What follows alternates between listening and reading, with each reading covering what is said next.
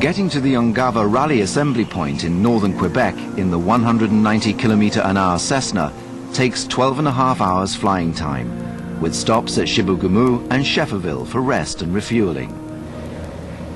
Their destination is a cluster of log buildings called Rapid Lake Lodge. Brothers Alain and Serge Lagacé run it as a hunting and fishing camp.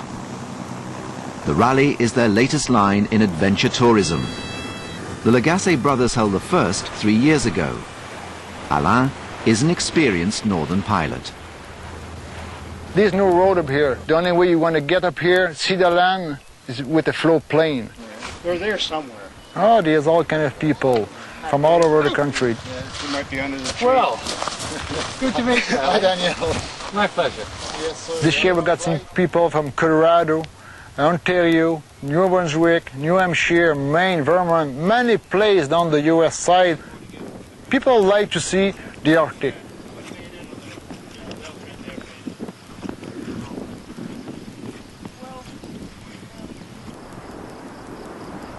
The lodge is an impressive piece of work. The two brothers have put it up starting in 1990, and there are several buildings, and the main lodge itself comprises a large dining room with a serving hatch and an open kitchen behind, where Ivy, the cook, prepared meals. The hospitality itself was very warm, very cordial. We had caribou steak, which of course one couldn't possibly avoid having gone that far north to see caribou. It was de rigueur. Altogether, a warm and happy place with the two brothers, Alain and Serge, sharing the duties of running things. Alain very much on the flying side and Serge on the logistics side. Rally participants have a common bond, a love of seaplane flying. A Cessna 182 arrives, carrying Todd Lafontaine and his wife. What do you think? The Ungava Rally has become an annual pilgrimage for Lafontaine. This is his third. Todd can attest to the magic of the journey ahead. The first time people have come up this year, this has got to be pretty amazing. The Nezhviak fjords, the coast, possibly we'll see some walruses, some polar bears, hopefully, some seals definitely, and some very, very large icebergs. And just wonderful time. In fact, the rally is such that you can arrive a few days early. You've got a 4-day window. Pilots gather at the lakeshore to discuss the long and dangerous journey ahead, where only the very experienced or the foolhardy venture alone. We like to travel in groups so that there's a significant safety factor involved with that. And so we're very cautious and we try to help each other out. The weather is good. Alain briefs the pilots of the dangers they might face, local weather conditions, safe landing places. He tells them that if they run into trouble with weather or anything else, they should land and wait for help. He stresses safety more than usual this year. Shortly after this film was taken the previous summer, this light aircraft crashed, taking the lives of the young pilot and his girlfriend. The plane was not part of the rally. The pilot decided to take off in his Lake Buccaneer for an exploration flight on his own. He had only 80 hours of flying experience. The Buccaneer followed Alain to Nachvak Lake. The pilot refused to say where he was going. Todd Lafontaine believes the pilot got into trouble with high winds. Now that day particularly, there was a serious winds and there was swells on Najvek Lake that were probably in excess of 3 feet. Now that airplane he had wasn't very suitable for that at all. And in any event, one of the airplanes had landed because they were supposed to meet there for lunch. The swell was so high that he just had to taxi to the far end of the lake in order to get the swells down so he could take off. But as he was taxiing, he saw this lake airplane go over top him. That was the last thing he saw. The Buccaneer vanished. We came back at the lodge and we realized one aircraft was missing. We called Warbush Flight Service Station. We advised them that they were a missing aircraft.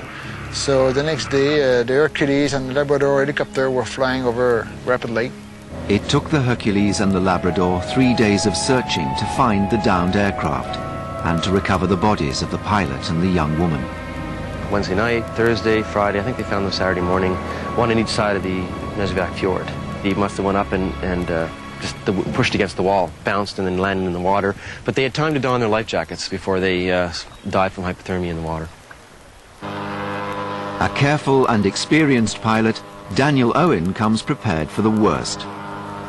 With a wilderness flight like this, there are certain added precautions which one might call the Boy Scout precautions. They're not just related to having the equipment safe to fly for the job, but it's imperative that you must take those steps which optimize your chances of survival. We would, of course, carry an emergency radio, a handheld transceiver, and 2 portable global positioning system indicators, so that we would expect to be able to communicate directly with aircraft who are seeking us and give them our very precise location.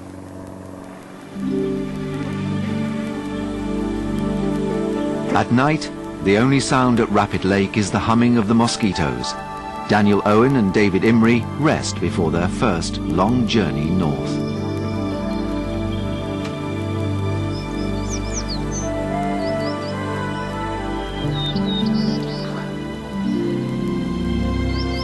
At dawn, Alain's warnings of the hazards ahead still fresh in their minds, pilots give their aircraft a final and careful inspection. David Imrie pumps out the floats, while Daniel begins his pre-flight checks. There's a sense of expectation as Daniel makes his takeoff run down Rapid Lake.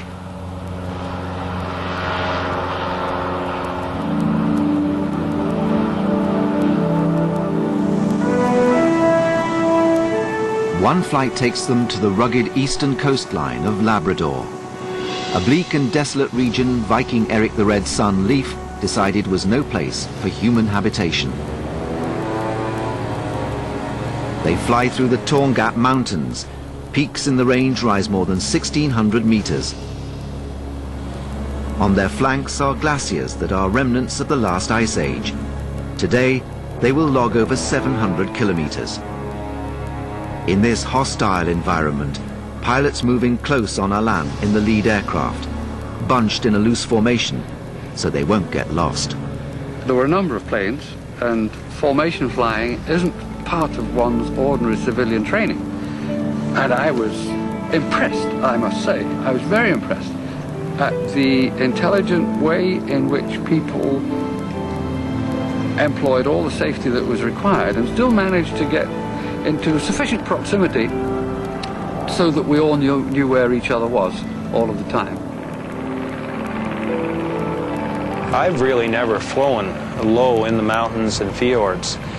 This was particularly exciting and certainly broadened my range of flying activity. What's particularly important about it is the confluence of winds, from the winds coming off the sea and a sea breeze meeting the prevailing westerlies and creating tremendous turbulence. And this requires some considerable degree of flying skill and also a considerable degree of caution and care. With respect to the scenery itself, it was just awe-inspiring. The fjord walls rising 4,000 or 5,000 feet, and our companion seaplanes going along the edge of it was just breathtaking. I don't think I'll ever forget that scene. Seaplanes are as old as aviation itself. One of the biggest headaches facing aircraft designers is how to get them on and off the surface of the Earth. 2/3 of it is water. And in the early days of flight, concrete runways didn't exist.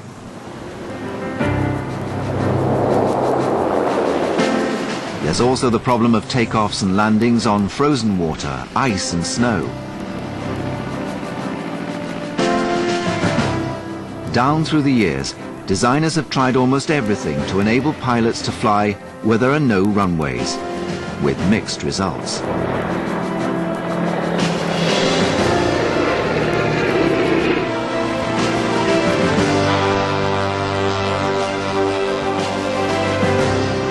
They keep coming back to the water, perhaps because there's so much of it.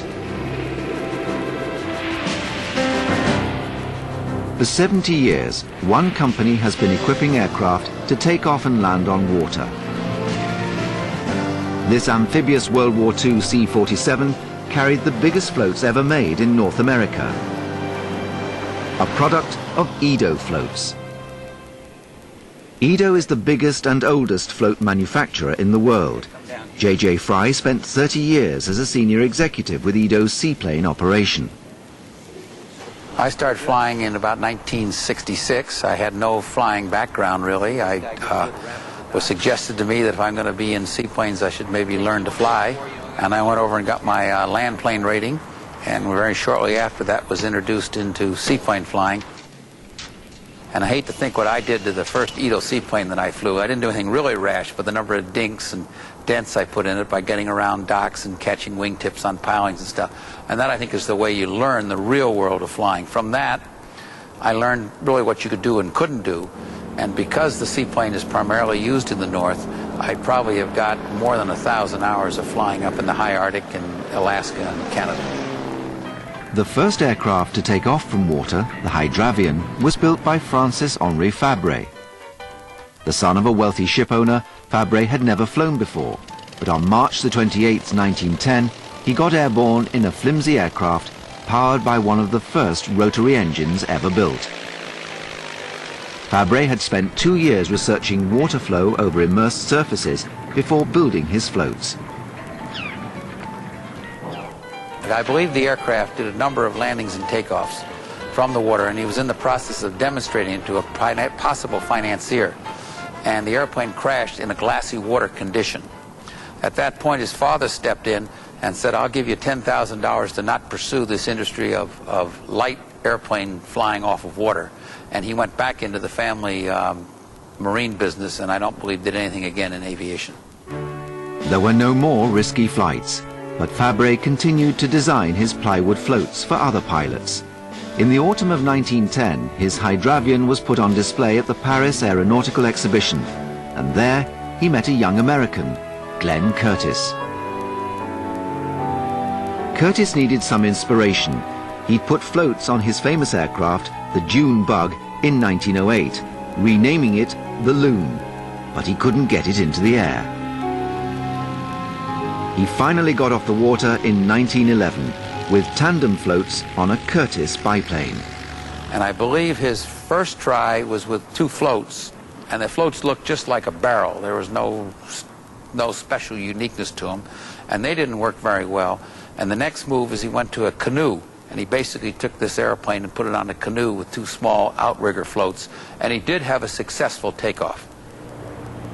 Later in 1911, his single-float Model D became the US Navy's first shipborne scout aircraft. But after crashing a Model D, Curtiss redesigned the float. One of the problems was that there was no real good way to seal these things, and since most of them had a long takeoff run or would spend a lot of time taxiing and trying to make, there'd be a considerable amount of water in the float. As he would go to lift off, the water would shift aft, and the aircraft basically would stall and go back in the water. And Curtiss is credited with developing the bulkhead, which caused the water not to flow to different compartments. Curtiss's single-float experiments evolved into the first flying boat, an aircraft with a boat-like fuselage instead of floats. Soon he was building multi-engine flying boats, proving he was one of the great pioneers in aviation.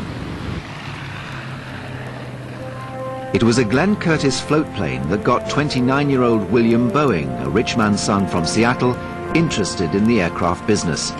He had his first flight in a Curtiss in 1914 and immediately set out to build his own float plane. Boeing's first aircraft was the B&W, the great-grandfather of the Boeing 747. Its floats were built by brothers George and Dick Pocock, who used to build 8-man racing shells for the University of Washington rowing teams. Boeing helped advance the science of float design. Boeing made a number of contributions, and they were very subtle, and a lot of people don't realize it. He went to a round deck float, and the reason he went to that is there's an angle of incidence between the airplane and the floats. And the floats basically hang down 3 to 5 degrees on an airplane. And he found out that if you, as the airplane's going through the air, the floats are being dragged through the air and causing a reduction in speed. Wooden floats were expensive to manufacture, easily damaged, and ultimately became waterlogged. In 1925, an American World War I veteran named Earl Dodge Osborne, initials EDO or Edo, set out to build a flying boat with a better float. And the airplane that he designed was called the Malolo, named for a Hawaiian flying fish. And it turned out to be a total turkey.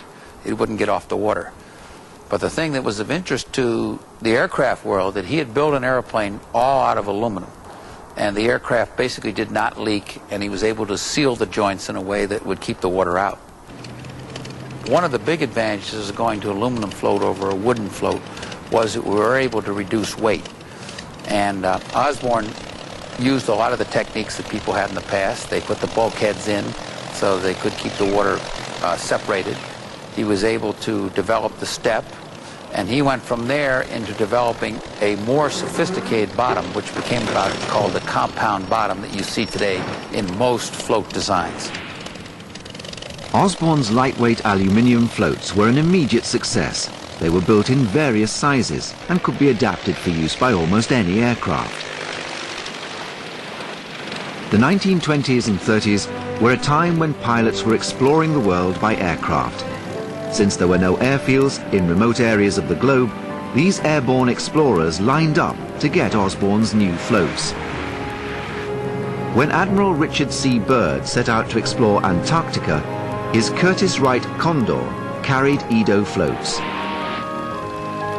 In 1931, Charles Lindbergh and his wife, Anne Morrow Lindbergh, used Edo floats on their Lockheed Sirius when they journeyed to Alaska and out to the Aleutian Islands. Edos were used on bush planes in Canada's uncharted north. During the 30s, most of the small seaplanes that were developed were primarily used for exploration, whether they were doing exploration of new areas or doing mapping. Some of the mining companies started to pick these up because there was a lot of looking for natural resources. So the seaplanes were used by the mining companies to look for nickel and iron stuff all through the north.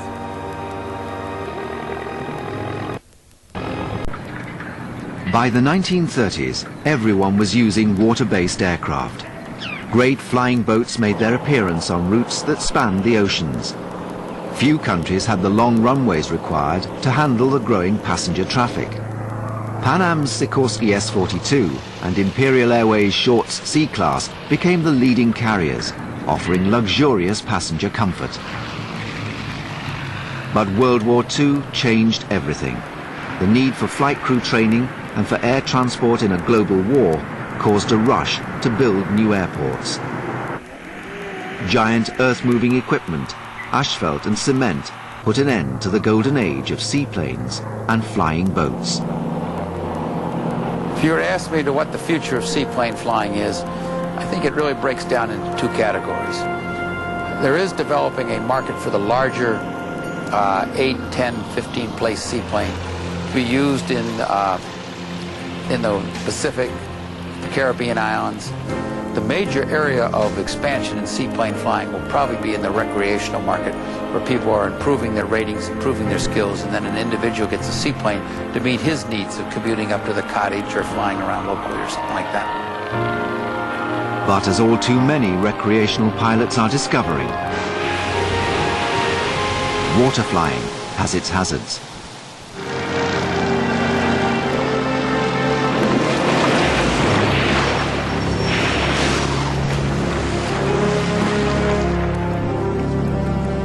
All too often, the downside of seaplane flying is dramatically demonstrated. They wind up upside down or on the rocks instead of on the water. In Canada alone, on average, 30 people are killed and 100 injured every year in seaplane accidents. Proportionately, accident figures are double those of land planes. One insurance company reports 6 accidents for every 100 seaplanes insured. Many believe this high accident rate is caused by inadequate pilot training. A new program called Sea Wings is the latest attempt to reduce the carnage. The most recent Sea Wings program was held at Red Lake in northern Ontario. It was conducted by Dr. Dale DeRemer, Professor of Aviation Studies at the University of North Dakota, an avid floatplane pilot. DeRemer was named Seaplane Pilot of the Year in 1998 for his work on seaplane safety.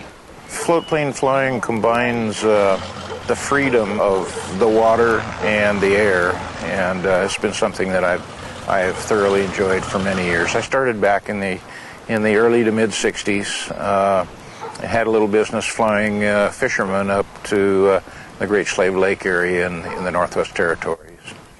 What do you weigh? Dale DeRemer has been teaching floatplane safety for 13 years. In my opinion, the cause of most seaplane accidents is pilot error. The statistics bear that out. As machines, the floatplanes are not infallible, but they're very good. But the human element is the one that we haven't totally tied down yet and probably never will. The only way we can fight this is training and education to help all of us be better pilots.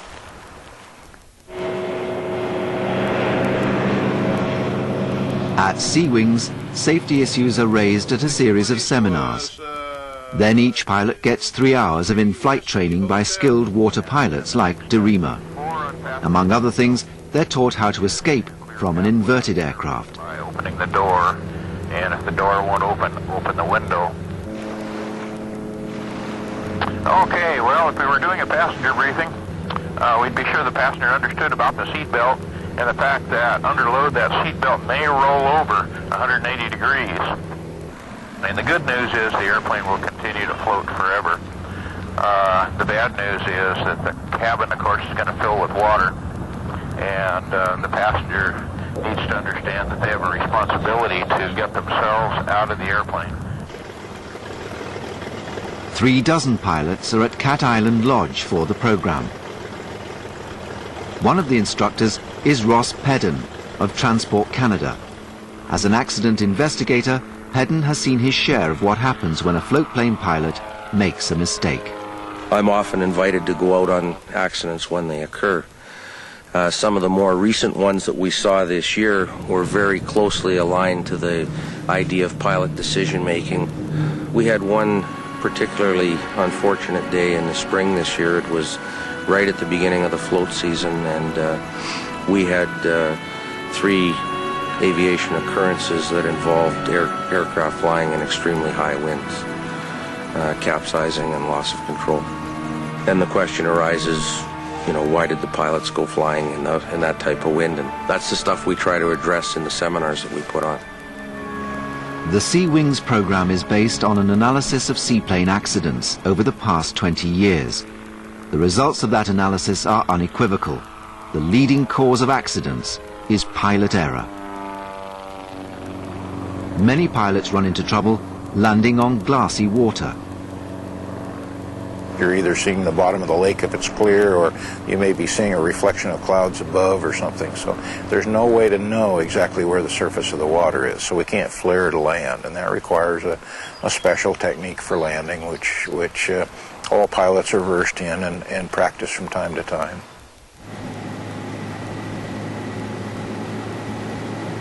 Daniel Owen knows the techniques, and he says glassy water is particularly hard to read in the evening hours.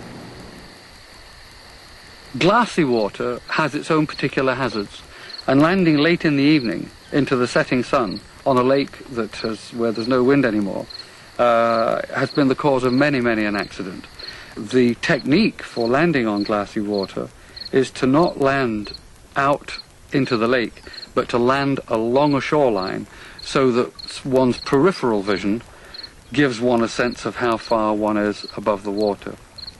The other technique to employ on glassy water is to set up a fairly constant rate of descent of about 200 feet a minute.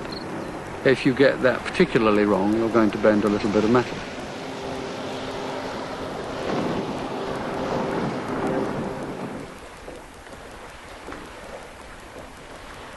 Some believe it's too easy to get a seaplane rating. All it takes is 5 hours instruction by a qualified pilot. I can give a float endorsement to someone. It takes very little time. However, there are some considerations surrounding float flying which one needs to take a little more than the 4 or 5 hours to learn. And that is the fact that you're dealing with a seamanship problem and challenge once you're on the water. It's not like being on the land. Waterways have their own rules of the road, and boats compete with aircraft for maneuvering room. Many pilots can't read the water and find themselves slamming into underwater rocks or landing in water that is dangerously shallow. I don't see any rocks, but you'd probably end up doing Lakes and rivers are nature's runways. There are no emergency crews on standby to help a pilot who gets into trouble. No radar and no radioed reports on the strength and direction of the wind. When the land plane pilot lands on an airport, there are support facilities there to help them out, and once the landing is accomplished and the airplane slows down, then the taxiing in is pretty much a piece of cake. On the other hand, the seaplane pilot is usually landing in areas that are not prepared surfaces and very often without support facilities, and they're pretty much on their own. Seaplanes are not just land planes fitted with floats. Instead of wheeled undercarriages, they're modified structurally. Almost all float planes are derivatives of land planes. You don't simply take a land version of the aircraft and bolt some floats onto it. You have it modified with what's called a seaplane kit. The kit will comprise certain stiffenings, certain additional hardware, certain hydraulic circuitry. If you're going to use it in an amphibious, with amphibious floats. It will have certain fittings that one can run cables through because one has what are called water rudders, which lift up for when one's in the air and one drops for navigating on the water. Daniel has added wingtip extensions to his aircraft, giving it more lift to compensate for the weight of the floats. The extensions add 4 square meters to wing area and enable him to make shorter takeoffs and carry a heavier payload. The average light aircraft has to lift more than 90 additional kilos when it's carrying floats. Owners who install amphibious floats have an even bigger weight handicap. An amphibious aircraft has heavier equipment hanging underneath it than a straight float plane. Therefore, the payload capability is not as good as if we had ordinary straight floats on it, by 200 or 300 pounds, maybe a little more. And that's quite an important lot of payload. Amphibious floats add versatility. Pilots can land on runways or on the water, but all too often they get the two mixed up. With amphibious aircraft, one has a double hazard. And if there's one thing worse than landing with your wheels up at an airport in an amphibian, it's landing with your wheels down on the water, because the plane absolutely turns turtle, and quite quickly. Hitting the water with the wheels extended is the second biggest cause of seaplane accidents. In the hands of a careful pilot, seaplanes provide the freedom to go anywhere there's a big enough patch of water. It's a powerful attraction to recreational pilots, tired of congested airways and busy airports. It's an opportunity to explore wilderness areas and almost go back in time to 100 years ago when these areas had not been thoroughly explored yet. It becomes a love, a form of activity that is very dear to one's heart. It's a philosophy that's not lost on the members of the Ungava Rally. Through their cockpit windows, they realize the ultimate reward for a seaplane pilot. One journey takes them on an 800-kilometer round trip to the northeastern tip of the continent, to a cape that Alain Lagacé calls Land's End. Below the aircraft, frothing unknown waterfalls dump melted snow into the sea. A 16-meter tide leaves heaps of undersea rocks and cliffside caves exposed.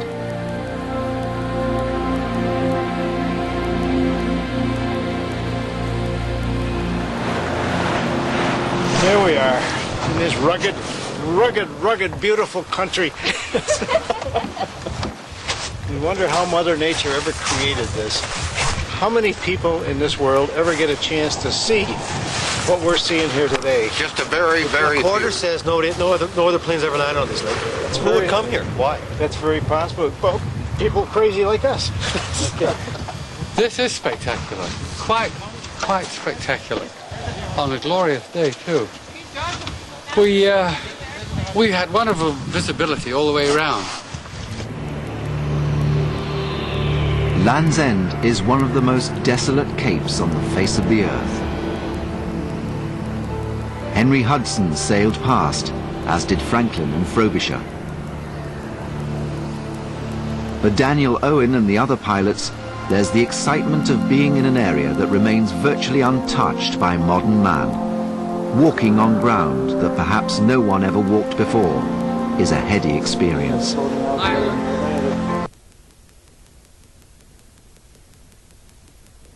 Among the icebergs without being pursued by hordes of whale watchers in inflatable boats.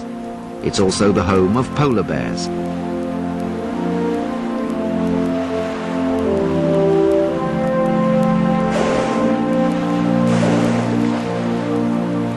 It's a fragile environment, but pilot Todd LaFontaine says the Ungava Rally leaves the ecology untouched. No problem, forever. There is no impact. None of the airplanes up here leak any oil or would any. We're very careful about gas.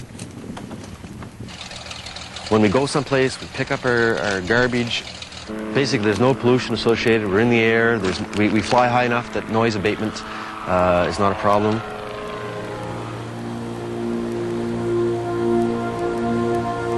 The rally aircraft head east to fly down the rivers and along the fjords that penetrate the forbidding Torngat Mountains, on their way to the Labrador shore.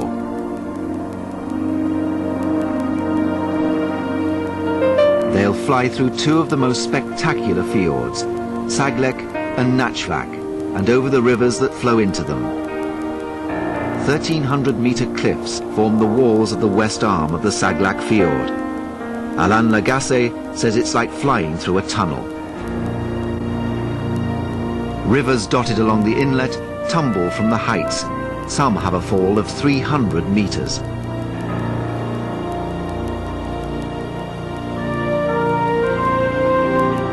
We flew very low over that river and wound our way over sandbars, gravel bars, and through small forests of quite short trees, but nevertheless almost lush, protected from the harshness of the winter and particularly the savage winds.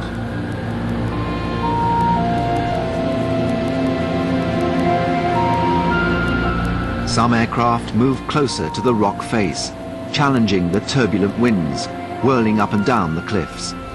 Mountain flying is unlike anything else.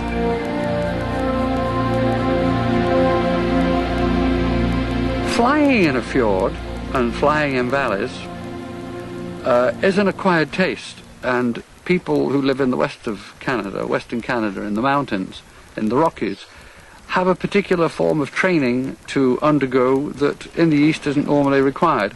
Some of those skills were necessary for the flying in eastern Labrador. In those fjords, you can get peculiar turbulence and downdrafts in mountain and fjord flying that you don't get over ordinary terrain. Finally, at the fjord's outlet, the ocean waters carry their burden of broken Arctic ice away. As they leave the fjord, the group drops down to get a last look at a giant iceberg.